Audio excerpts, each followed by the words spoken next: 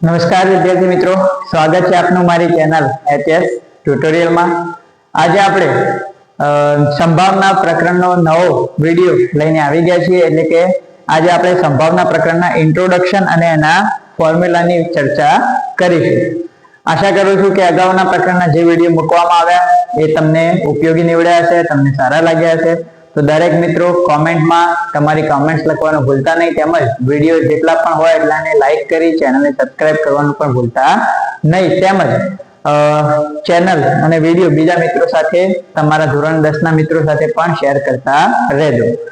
શરૂ કરીએ આજનો આપણો ટોપિક, પ્રકરણ નંબર 14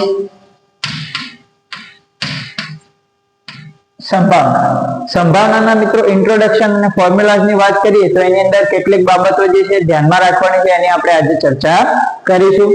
તો એક તો સૌથી પહેલો પોઈન્ટ, તમે દરેક મિત્રો મારી સાથે સાથે જોતા રહેજો, શીખતા રહેજો અને તમારી નોટબુક ની અંદર આ બધી બાબતો નોંધતા પણ રહેજો, જેથી કરીને આગળ દાખલા ગણવામાં એ તમારા કામ આવી શકે। તો પહેલો પોઈન્ટ કે ભાઈ કોઈ પણ ઘટનાની સંભાવના હંમેશા 0 થી 1 ની વચ્ચે હોય છે। એટલે કે કોઈ પણ ઘટના હોય, એ ઘટનાની આપણને જો સંભાવના પૂછી હોય તો એ સંભાવના હંમેશા 0 થી લઈને 1 સુધી હોય શકે। ના તો સંભાવનાની વેલ્યુ 0 થી નાની હશે, ના તો 1 થી મોટી હશે।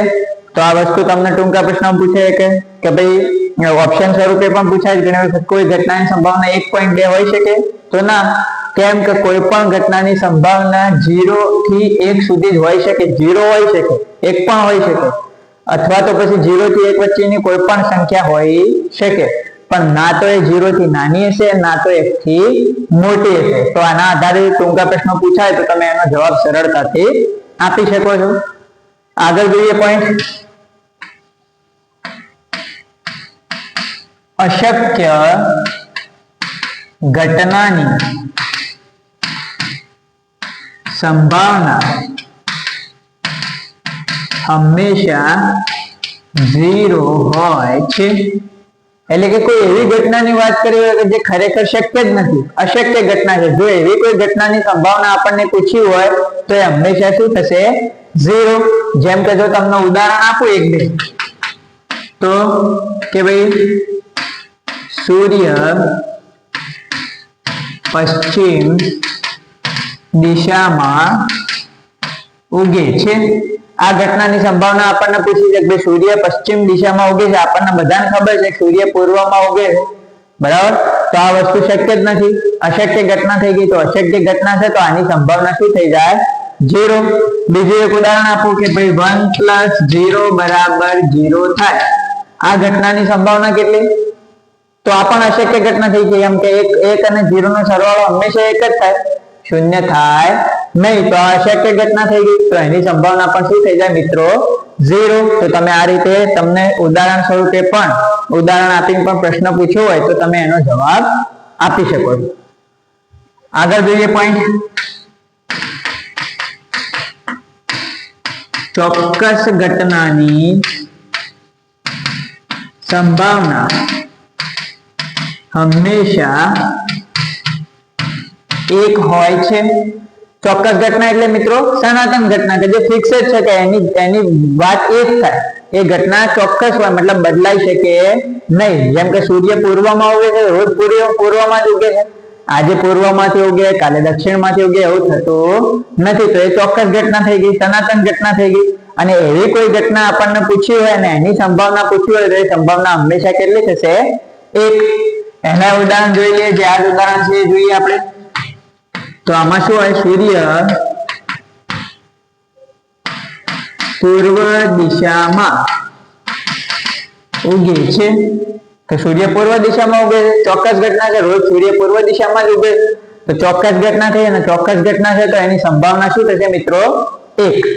એ જ રીતે આ ઉદાહરણ સમજીએ, 1 + 0 = 1 થાય। તો આ વસ્તુ ફિક્સ છે, ચોક્કસ છે.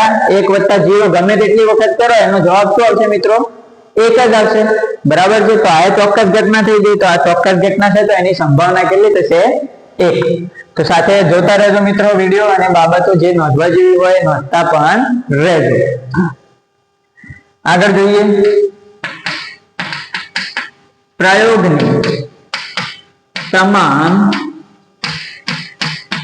પ્રાથમિક ઘટનાનો સરવાળો હંમેશા 1 થાય છે.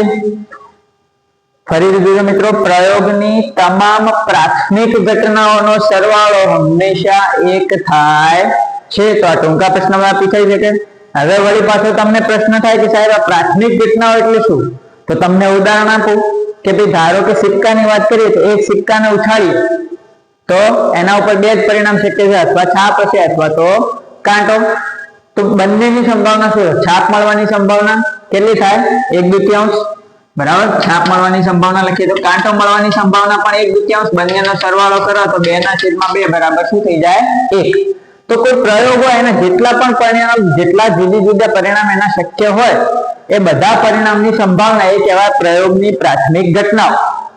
જેમ કે પાસાની વાત કરીએ તો પાસા ઉપર 6 અંક હોય છે, તો 1 અંક મળવાની સંભાવના, 2 અંક મળવાની સંભાવના, 3 અંક મળવાની સંભાવના, 4 અંક મળવાની સંભાવના, 5 અંક મળવાની સંભાવના અને 6 અંક મળવાની સંભાવના. આ બધાની સંભાવનાઓ લખીએ આપણે તો એ થઈ ગઈ પ્રયોગની તમામ પ્રાથમિક મૂળભૂત ઘટનાઓ. એને શું કહેવાય? પ્રયોગની તમામ પ્રાથમિક ઘટનાઓ, અથવા તો એને મૂળભૂત ઘટનાઓ પણ કહેવામાં આવે છે. તો એવી મૂળભૂત ઘટનાઓ અને પ્રાથમિક ઘટનાઓ બધાનો એની સંભાવનાઓનો સરવાળો જો કરવામાં આવે, એ બધાની પ્રયોગની તમામ પ્રાથમિક ઘટનાની સંભાવનાનો સરવાળો હંમેશા કેટલો મળશે મિત્રો? 1 જ મળશે. બરાબર. એટલે કે કોઈ પ્રયોગ હોય એના જેટલા પરિણામ શક્ય હોય બધા પરિણામની સંભાવનાનો સરવાળો લઈએ તો એ હંમેશા આપણને કેટલો મળે છે? 1. તો આ બાબતનું પણ તમારે ધ્યાન રાખવાનું.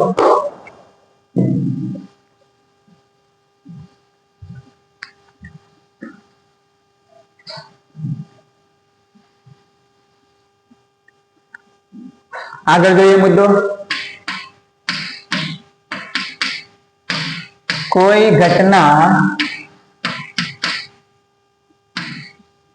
ઉદ્ભવે તેની સંભાવના અને તે જ ઘટના ન ઉદ્ભવે તેની સંભાવના નો સરવાળો હંમેશા 1 થાય છે. શું કહે છે મિત્રો? જુઓ, કોઈ ઘટના ઉદ્ભવે એની સંભાવના અને એ જ ઘટના ન ઉદ્ભવે એની સંભાવના, એનો પણ જો સરવાળો કરવામાં આવે તો એ સરવાળો હંમેશા કેટલો મળશે? 1. જેમ કે આમાં સિક્કાની આપણે વાત કરી તો એમાં હું કહું ભાઈ છાપ મળવાની સંભાવના, તો આપણે લખીશું 1/2. છાપ ન મળવાની સંભાવના. બરાબર. એટલે કે કોઈ ઘટના ઉદ્ભવવાની સંભાવના અને એ જ ઘટના ન ઉદ્ભવવાની સંભાવના, એ બંનેનો સરવાળો હંમેશા કરીશું તો એ સરવાળો પણ હંમેશા આપણને કેટલો મળશે? 1.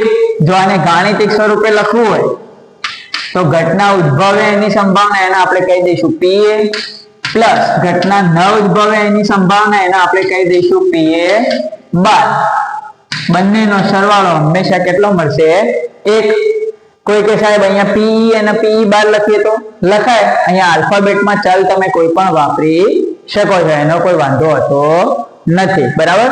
તો PA બાર બરાબર 1. એટલે કે ઘટના ઉદ્ભવે એની સંભાવના અને એ જ ઘટના ન ઉદ્ભવે એની સંભાવનાનો સરવાળો હંમેશા કેટલો થાય? 1 થાય છે. તો આ બાબત પણ તમારે ધ્યાનમાં રાખવાની છે. આની મદદથી, આ સૂત્રની મદદથી પણ બોર્ડની એક્ઝામની અંદર ઘણા બધા ટૂંકા પ્રશ્નો 1 માર્ક્સની અંદર, 2 માર્ક્સની અંદર પૂછાતા હોય છે. તો આ બાબત તમારે ખાસ સમજીને ધ્યાન રાખવાની છે અને ખૂબ જ ઈઝી છે. કોઈ ઘટના ઉદ્ભવે એની સંભાવના અને ન ઉદ્ભવે એની સંભાવના બંનેનો સરવાળો હંમેશા 1 થાય. પણ એક જ ઘટનાની વાત કરીએ છીએ, જે ઘટના ઉદ્ભવે એની સંભાવના તો એ જ ઘટના ન ઉદ્ભવવાની સંભાવના. જેમ કે મેં હાલ ઉદાહરણ આપ્યું, છાપ મળવાની સંભાવના તો આપણે લખીએ 1/2. એક જ સિક્કા માટે વાત કરીએ, છાપ ન મળવાની સંભાવના, તો છાપ સિવાય શું હોય? કાંટો, તો એનું થાય 1/2 બંનેનો સરવાળો કરો તો કેટલો મળશે? 1. તો આ બાબત પણ ખાસ ધ્યાનમાં તમારે રાખવાની. અને આટલું થઈ જાય એટલે હવે સંભાવનાનું સૂત્ર, કે ભાઈ એમનામાં આપણે સંભાવના શોધવી હોય તો કોઈ પણ ઘટનાની સંભાવના બરાબર સૂત્ર શું થશે એનું? શક્ય પરિણામ ભાગ્યા કુલ પરિણામ. બરાબર, એટલે કે કોઈ પણ દાખલો હોય જેની અંદર આપણને સંભાવના શોધવાની કઈ હોય તો એ વખતે આપણે આ સૂત્ર એપ્લાય કરવાનું છે કે ભાઈ સંભાવના બરાબર શું થાય? શક્ય પરિણામ ભાગ્યા કુલ પરિણામ. એ આપણે દાખલા ગણીશું એટલે તમને વધુ સારી રીતે ખ્યાલ આવશે. અત્યારે સૂત્ર તમે નોંધી લેજો. આશા કરું છું કે આજનો આ જે વિડીયો છે સંભાવનાનો ઇન્ટ્રોડક્શન અને ફોર્મ્યુલાનો, એ તમને ખૂબ જ પરીક્ષાની અંદર ઉપયોગી નીવડશે. માહિતી તમને સારી રીતે સમજ આવતી હશે. દરેક મિત્રો તમારી કોમેન્ટ્સ લખવાનું ભૂલતા નહીં, તેમજ ચેનલને સબસ્ક્રાઇબ કરવાની બાકી હોય તો સબસ્ક્રાઇબ કરી બીજા મિત્રો સાથે પણ શેર કરતા રહેજો. ફરી મળીશું નવા વિડીયોમાં નવા ટોપિક સાથે. ત્યાં સુધી જય હિન્દ, જય ભારત.